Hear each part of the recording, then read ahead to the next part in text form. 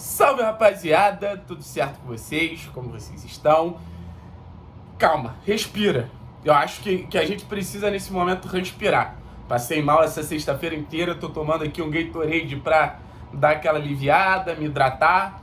E acho que hoje vai ser um dia extremamente tenso pro torcedor do Atlético.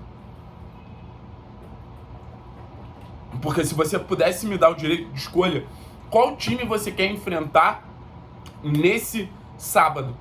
Eu acho que eu escolheria qualquer um dos outros 18 times do Campeonato Brasileiro, mas eu não escolheria o Palmeiras. É um Palmeiras que vem de uma das maiores vitórias, de uma das maiores viradas da história do Campeonato Brasileiro de pontos corridos. É um Palmeiras que vem de um momento, assim, histórico para o clube. Então você imagina o anímico desses jogadores. Você imagina o grau de competitividade que esses jogadores eles vão para a Arena Barueri. Vai ser muito alto, muito alto. Tudo do Palmeiras vai estar muito alto nesse jogo. E o Atlético vai precisar lidar com esse grande adversário. Se o Atlético quiser se manter, de alguma forma, ainda nessa luta por Libertadores, eu acho que não tomar uma sova do Palmeiras é importante. Até pensando no mental dos jogadores, porque na semana que vem, aí sim tem 2 jogos extremamente pontuáveis. Contra a Bahia e contra o Fortaleza. Mas acho que primeiro de tudo, a gente tem que entrar em campo contra o Palmeiras e fazer o nosso melhor. E ainda tem um detalhe, né? Que eu acho que é um detalhe importante da gente falar. A gente sabe que o Atlético ele é um clube que gosta de surpreender. A gente sabe que o Atlético ele é um clube que ele gosta de, quando ninguém imagina que ele vai aprontar, ele vai lá e apronta. E ainda tem outro detalhe importante, para eu não passar só um lado pessimista nesse início de vídeo. Mas a gente também sabe que quanto maior o nível do adversário, a tendência é que um Atlético cresça, que um Atlético compita mais. O grau competitivo do Atlético, em muitos momentos, está ligado ao grau do adversário, sim. Ah, Thiago, mas por que o Atlético joga bem contra o Palmeiras e não joga bem contra o América Mineiro, ou não joga bem contra o Coritiba? Não sei. Eu acho que é algo do mental dos jogadores, que eles gostam de jogar mais os jogos contra os principais times do campeonato e ponto. Acho que não tem muito mistério, acho que não tem muita invenção. É isso e ponto, faz parte do game. E faltando 7 jogos para terminar a temporada, eu acho que a gente não vai mudar muito isso. Falando rapidamente sobre o Palmeiras, eu tô até com o GE do Palmeiras aberto aqui. O Palmeiras tem alguns desfalques, né? O Palmeiras não vai ter Murilo e Gustavo Gomes, os 2 pilares da defesa do Palmeiras. E ainda falando de bola aérea ofensiva, né? São 2 jogadores muito bons na questão da bola aérea ofensiva. O Abel Ferreira deve ter, segundo o Globoesporte.com, Marcos Rocha no lugar do Murilo, ou do Gustavo Gomes, não sei quem joga mais ali pelo lado direito. E o zagueiro Naves, jogador da base do clube, deve ser o outro jogador que vai fazer ali a zaga do Palmeiras. O resto do time é basicamente a base que vem jogando nos últimos jogos.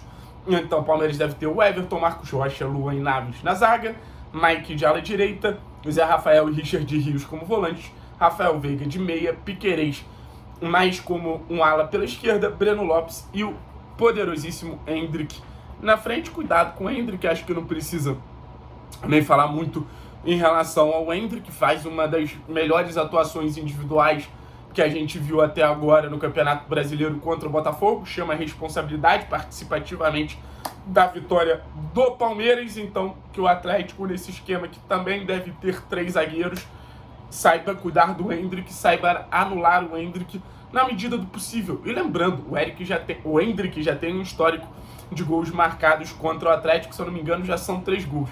Então cuidado com o garoto, que a gente sabe que o moleque ele tem muito potencial, muita qualidade. Agora, falando de Clube Atlético Paranaense, acho que a gente não precisa nem lembrar dos desfalques, né? Só acrescentar mais um na lista. Tommy Coelho não joga, então o Atlético deve ser escalado até o momento, porque, segundo minhas fontes, a escalação ainda não está definida enquanto eu gravo esse vídeo. Então a gente deve ter Bento no gol, 3 zagueiros de ofício. A gente deve ter Kaká pela direita e Thiago Heleno pelo centro, Kaique Rocha pela esquerda. Kaique Rocha entra nessa zaga até para dar mais liberdade para o Esquivel. O Canóbio vai para a direita, então os alas são Esquivel pela esquerda, Canóbio pela direita, Eric e Fernandinho na volância, Bueno e Zapelli na meia, Pablo na frente. tenho para falar sobre esse jogo? Eu vou me basear muito nos últimos 2 jogos, que eu acho que é mais ou menos como o Atlético deve entrar em campo, principalmente em relação à parte física, que a gente sabe que, querendo ou não, ainda vem sendo um ponto de preocupação para o Atlético. Acho que a gente, na parte ofensiva, a gente precisa tomar muito cuidado em atacar a profundidade, porque acho que tanto quanto o Corinthians, tanto quanto o São Paulo, faltou agressividade no último terço. O time tinha bola, o time conseguia fazer um jogo muito bom de frente, assim, em relação à defesa adversária, mas na hora de atacar o espaço, faltou. Então essa bola em profundidade, tanto para os alas quanto para o Pablo, é muito importante. Isso vai dar responsabilidade de todos, mas principalmente de Bueno, Zapelli e Fernandinho, que são essas cabeças mais criativas do time do Atlético.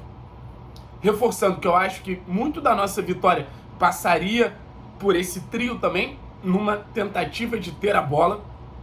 Dar a bola ao Palmeiras é oportunizar o Palmeiras a nos atacar a todo momento. E a gente sabe quando o Palmeiras ele começa naquele ritmo intenso no início do jogo, o Palmeiras ele já costuma abrir uma diferença considerável, fazendo 1-2 gols, e abrindo 1-2 gols vai ser muito difícil que a gente possa empatar com o Palmeiras, até pela escassez de peças que a gente tem no banco. Então é um sentimento de, se a gente tiver a bola, a gente vai ter o controle do jogo, começa a enervar eles, e isso pode ser positivamente até pro mental da partida. Porque é aquilo, eles vão estar numa situação de desconforto, eles querem ter a bola. Mas eu não sei se vai ser possível a gente ter tanto a bola assim. Mas eu acho que quanto esse trio permitir que a gente tenha a bola, eu acho que a gente ganha pra caramba. Agora, falando de outros pontos ofensivos, eu não gosto do Canóbio pelo lado direito. Acho que o Canóbio pelo lado direito ele rende menos, ele tá mais longe do gol, ele é obrigado a gerar vantagem muito mais pela velocidade, algo que eu não acho que ele é tão explosivo. Acho que ele se movimenta muito mais explosivo, eu não consigo ver o Canóbio sendo. Então pelo lado direito eu não gosto do Esquivel, eu não apoio pelo lado esquerdo. Eu acho que o Esquivel ele pode tomar conta do Mike ali, que vem sendo uma flecha interessante desse Palmeiras, e também pode chegar à frente. Acho que uma vantagem que o Palmeiras em algum momento teve sobre o Botafogo era criar uma indefinição, já que o Palmeiras jogava com alas e o Botafogo com pontas e laterais. Então o Palmeiras tinha um jogador no corredor lateral, o Botafogo tinha 2. E sempre gerava uma confusão. Era o lateral ou era o ponta que pegavam os alas do Palmeiras? E isso foi permitindo que Piquerez e Mike tivessem mais liberdade. Então acho que vai ser um confronto legal da gente acompanhar. O Canóbio marcando diretamente o Piquerez, um confronto de seleção uruguaia, e o Lucas Esquivel pegando o Mike. Eu confio muito no Esquivel. Acho que é um jogador que quando a bola bate nele, ele faz acontecer. Então acho que a gente vai ter um pouco mais de fluidez por esse lado esquerdo. Quero ver qual meia vai ser responsável por esse lado do campo, se a gente vai ter ou o Bueno ou o Zapelli pelo lado esquerdo, junto com o Esquivel fazendo essa dobra, do lado direito natural fazer a dobra com o Canóbio também, e o Pablo na frente. Acho que o Pablo saindo da referência para construir jogadas junto a Zapelli e a Bueno, mais nessa faixa central, pode ser um ponto também interessante, já que o Palmeiras conseguiu criar boas situações, o Botafogo conseguiu criar boas situações contra o Palmeiras quando o Tiquinho Soares saía da referência e permitia que o Júnior Santos entrasse na área, que o Vitor Sá entrasse na área, que o Tietê entrasse na área. Então, quem sabe a entrada de um Eric na área não pode surpreender esse sistema do Abel. Agora, falando da questão defensiva, cara, foi o que eu falei pra vocês. Eu acho que eu não tenho nem conhecimento de bola o suficiente pra falar, a defesa do Atlético tá pecando por causa disso, ou a defesa do Atlético tá pecando por causa daquilo. Eu acho que muito do que vem acontecendo tem a ver com desatenção, tem a ver com erros grotescos, como o Bento proporcionou contra o Corinthians. E eu vou repetir o que eu venho falando, mas não vai mudar se continuar nessa pegada, né? A gente tinha que ter uma defesa meio erro zero, e essa defesa ela não vem sendo erro zero, muito pelo contrário, ela vem sendo erro 100. Os gols bobos que a gente toma contra São Paulo e Corinthians são mais pelo menos 3 pontos na conta, que fariam toda a diferença, botariam a gente nesse G6 do campeonato, né? Então, se o Atlético ele continuasse permitindo a sofrer tantos gols bobos, o Atlético vai estar fora da Libertadores. Atenção pro Kaká, tem que jogar sério, tem que manter o nível de atuação. A gente chegou a falar que estava na lista dos melhores zagueiros do futebol brasileiro, mas teve uma queda. Gosto da entrada do Kaique, principalmente contra o Palmeiras, que tem uma bola aérea muito forte. Apesar de não ter Gustavo Gomes e Murilo, o Luan é muito forte na bola aérea. Se eu não me engano, nas últimas temporadas, o Luan fez um gol na gente no confronto de 2021. Um 2x1 que tem um golaço do Bissoli depois de uma jogadaça do Terãs. Então, Kaique, acho que pode dar uma sustentação nesse sentido. Um Atlético defendendo com linha de 5, tentando sair rápido pelos lados, tentando reter a bola um pouco mais por dentro, tentando fazer essa bola chegar no Pablo, e querendo ou não, é uma fase legal do Pablo. Cuidado com o Endrick, cuidado com a intensidade do Palmeiras. O Palmeiras precisa desse resultado para continuar brigando pelo título, mas a gente também precisa desse resultado para continuar sonhando com uma vaga na Libertadores. Eu vou me apegar a essa superstição que eu tenho. Quanto mais difícil o adversário, mais o Atlético cresce.